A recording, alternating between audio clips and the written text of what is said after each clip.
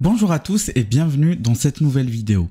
Alors, tout d'abord, je tiens à m'excuser pour cette longue absence entre ma dernière vidéo et celle que je tourne actuellement. Si vous venez d'arriver sur ma chaîne YouTube, alors je vous souhaite la bienvenue. N'hésitez pas à vous abonner et à activer la cloche des notifications. Sur cette chaîne, je parle de tout ce qui tourne autour de l'univers 3D et du graphisme, à savoir la modélisation 3D, la réalité virtuelle, réalité augmentée, impression 3D et tout ce qui tourne autour aussi de l'univers graphique. Pour cette vidéo, aujourd'hui, nous allons continuer à voir le moteur de rendu V-Ray sur SketchUp. Donc, dans la première vidéo, si vous n'avez pas encore vu la première vidéo, n'hésitez pas à la voir, je vais la mettre en lien. On a parlé, on a présenté l'interface de V-Ray et ensuite on a vu un petit peu comment faire un rendu un petit peu réaliste, un rendu assez réaliste d'un environnement d'extérieur. Donc on a pris une villa et ensuite on a mis les matières, on a mis quelques lumières, une HDRI et ensuite on a ajouté quelques éléments de la bibliothèque V-Ray. Aujourd'hui nous allons voir comment faire un rendu intérieur sur SketchUp. Donc, je vais prendre une scène que je vais vous mettre dans un drive et que je vais mettre le lien en description. Comme ça, vous pouvez reprendre l'exercice directement à partir de ma scène. Alors, c'est parti.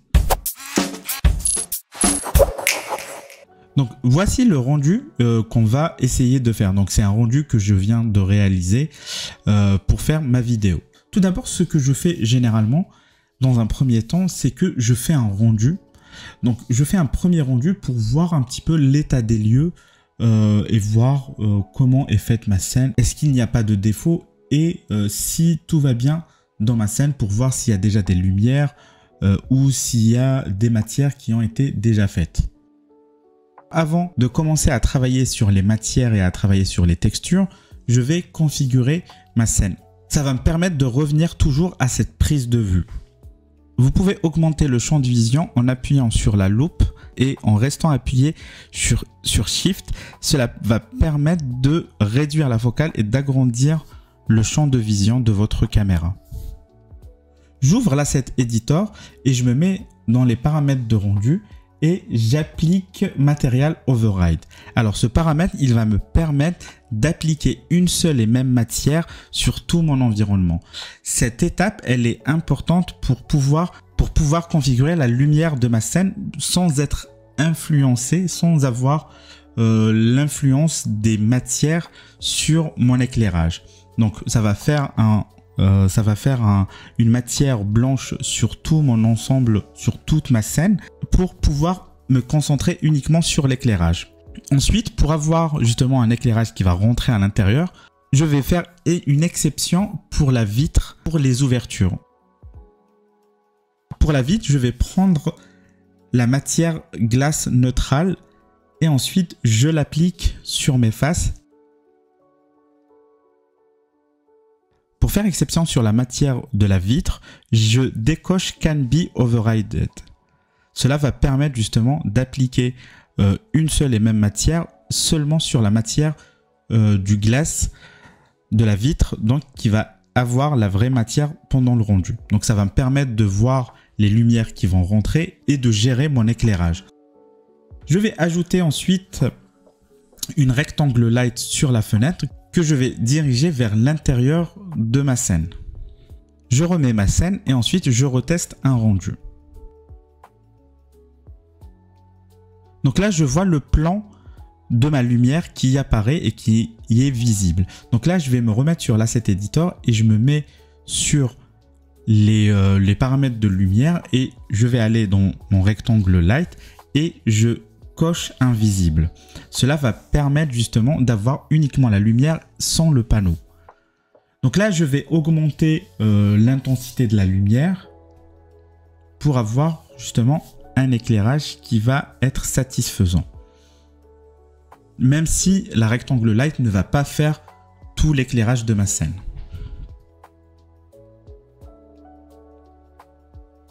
Pour avoir la lumière d'un environnement, ce qu'on utilise généralement, c'est une HDRI.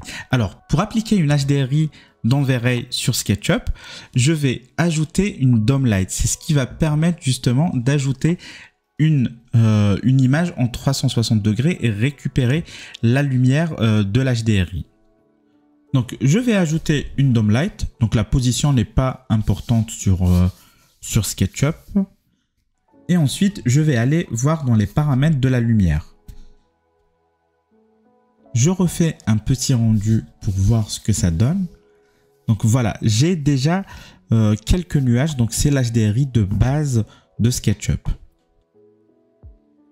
Pour avoir uniquement la lumière de ma DOM Light, je vais désactiver la Sunlight. Ensuite, je me rends sur DOM Light et je mets la DOM Light, la forme de ma DOM Light en sphère. Cela va permettre d'avoir toute la photo en entier. Je refais un rendu pour voir ce que ça donne. Donc là, ça me donne une ambiance plutôt qu'une lumière directe. Donc, je me rends sur le site Polyhaven que vous allez trouver dans la description qui fournit pas mal d'HDRI et d'assets gratuitement. Donc, je vais sélectionner une HDRI qui va correspondre un petit peu à l'ambiance que je souhaite donner à ma scène, à l'ambiance lumineuse que je souhaite donner à la scène. Donc, comme je vous ai dit, l'HDRI, ça récupère des informations de lumière et ça les applique justement sur l'environnement. Donc, je me rends vers la texture de ma DOM Light et ensuite, je choisis l'image que j'ai téléchargée. Je refais un rendu pour voir si l'image a bien été prise en compte sur le DOM et ensuite, je commence à faire mes ajustements du DOM. Moi, j'aime bien diriger la DOM Light, enfin l'HDRI, de sorte à ce que la lumière rentre à l'intérieur de ma scène. Donc, je vois à peu près la position du soleil et je fais en sorte que de la lumière pénètre à l'intérieur de ma pièce. Je peux ajouter un petit peu d'intensité sur ma DOM Light afin d'avoir un éclairage un peu mieux. Voilà, donc là, je commence à avoir une ambiance un petit peu qui est pas mal. Je peux ensuite revenir sur ma rectangle light pour ajuster et ajuster son intensité.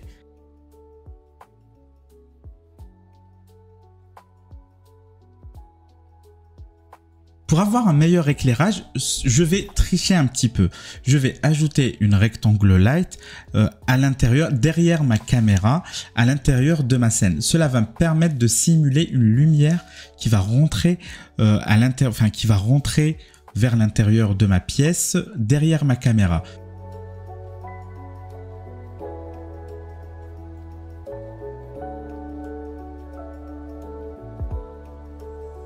Ensuite, j'ajuste un petit peu les paramètres de ma rectangle light et je fais des petits ajustements sur toutes mes lumières afin d'avoir un éclairage qui va être correct.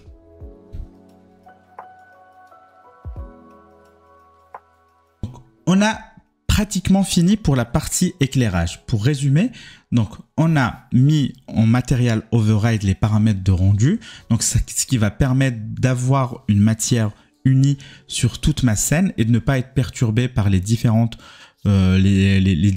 textures justement de ma scène. Donc j'ai appliqué la matière vitre glace neutrale sur la vitre, donc ça va permettre d'avoir justement de la lumière qui va rentrer à l'intérieur de ma scène. Bien sûr, je décoche Can Be Override pour qu'elle soit pas à l'intérieur de la matière unie dans les paramètres de rendu. Et ensuite, j'ai ajouté une rectangle light sur mon ouverture, ce qui va permettre de booster un tout petit peu la lumière.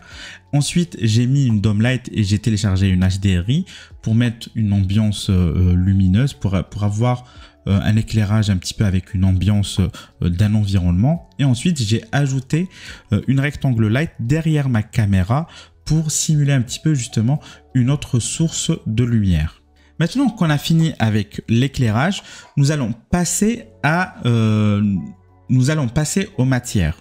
Donc, il ne faut pas oublier que le paramètre Material Override a été appliqué. Donc à chaque fois, pour chaque matière que j'applique sur ma scène, donc là je dois décocher Can Be Override pour aller progressivement justement pour afficher les matières une par une. Je vais commencer par appliquer le miroir sur mes cadres. Donc le miroir n'est pas disponible dans la bibliothèque des matières fournies par V-Ray, mais on va le faire. Donc je crée une matière générale, la matière basique de V-Ray. Ensuite, je mets la diffuse, donc la color vers la color en noir, parce que un miroir n'a pas de couleur, il reflète l'environnement. Et ensuite, je mets la réflexion à 100%, c'est-à-dire en blanc. Et ensuite, je désactive Fresnel. Et là, normalement, vous allez avoir un miroir. Je l'applique sur les faces qui m'intéressent. Donc là, ici, c'est donc à l'intérieur de mes cadres. Et ensuite, je relance un rendu pour vérifier. Alors bien sûr, il ne faut pas oublier de décocher Can Be Override et je lance un rendu pour vérifier si tout va bien. Maintenant qu'on a mis un miroir, donc une matière qui n'existe pas forcément dans la bibliothèque de V-Ray, maintenant je vais utiliser tout simplement les matières de la bibliothèque qui est fournie par Blender sur l'Asset Editor et je les applique justement sur mes différentes faces.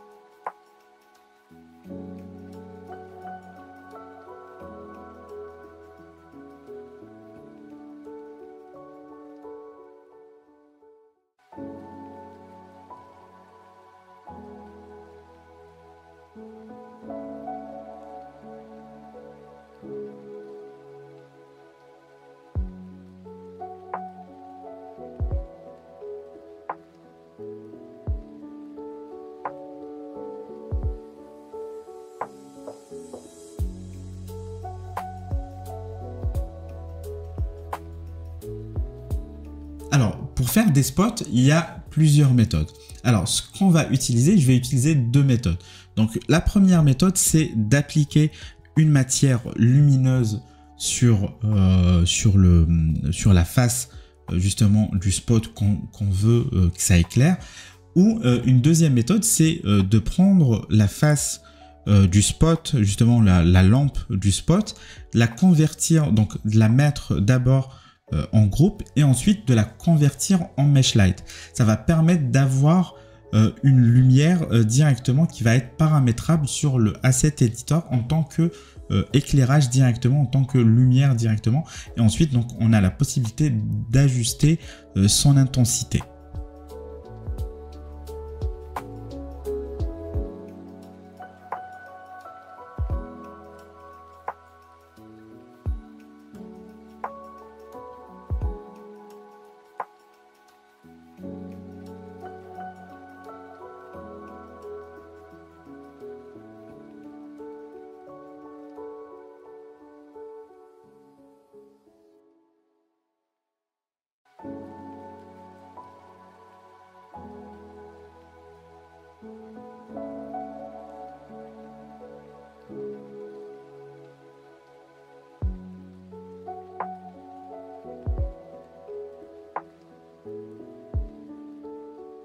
Maintenant que j'ai appliqué les matières, j'ai fait un éclairage, je vais aller paramétrer mon rendu. Donc à savoir la qualité de mon rendu, je peux activer le denoiser qui va permettre justement de lisser un petit peu les points et les grains dans mon rendu pour aller plus vite, donc faire réduire la qualité de mon rendu et ensuite appliquer un denoiser qui va permettre justement de ne pas avoir les grains noirs dus justement à un rendu qui n'est pas de très bonne qualité.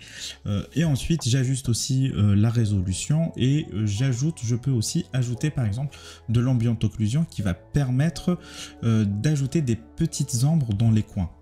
Ces petits paramètres permettent justement d'avoir un rendu qui est acceptable et qui va être pas mal sur SketchUp.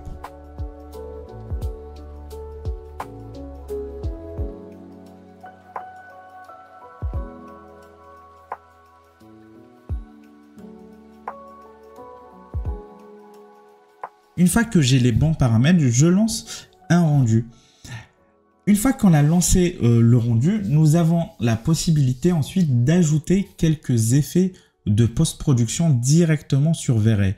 Par exemple, le Lens Effect qui permet d'ajouter du bloom à ma lumière.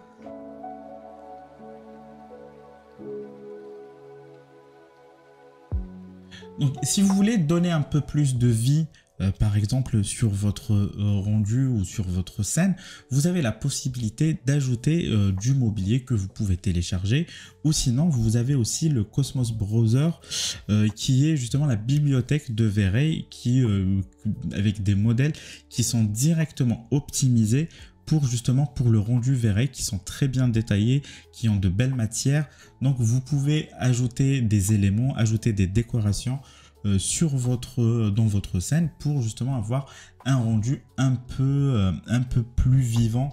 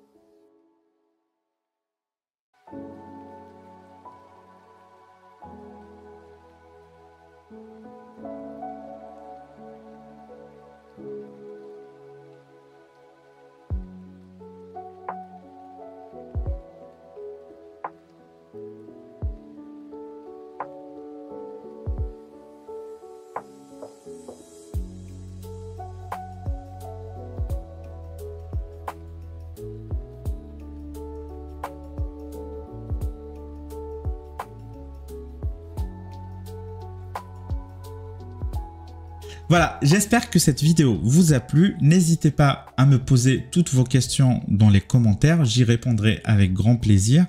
En tout cas, j'espère que ça vous aidera à faire de beaux rendus. Nous, on se retrouve dans une prochaine vidéo et n'hésitez pas à vous abonner, à activer la cloche et à me suivre sur les différents réseaux sociaux. À bientôt.